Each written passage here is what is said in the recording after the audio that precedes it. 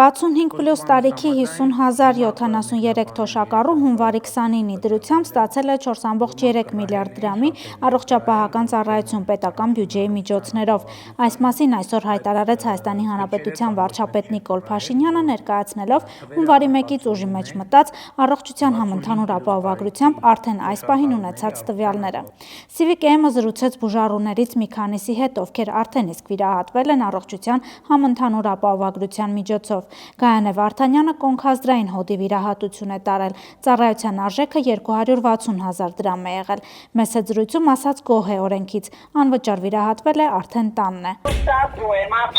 Ամեն ինչից, մեր կառավարության ընդունած որոշումից, առողջապահությունից, բուժկենտրոնից, բոլորից անչափ դա շատ լավ օրենք է, շատ լավ այլեць։ Ես 67 տարեկան եմ, 67.5 մանկաբարձ եմ, ափխատում եմ, հիմա բուլետինի մեջ եմ։ Այս օրենքը փրկություն է,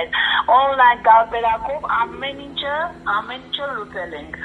Շատ գոհ եմ, ամսոտ երկուսին վիրահատվել եմ, 13-ին դուրս եմ գրվել։ Թամոս Լոյանի որդին եւս գոհ է ընդունված օրենքից։ Հորը կորոնար անոթների ստենտավորում են արել 1,280,000 դրամ արժողությամբ։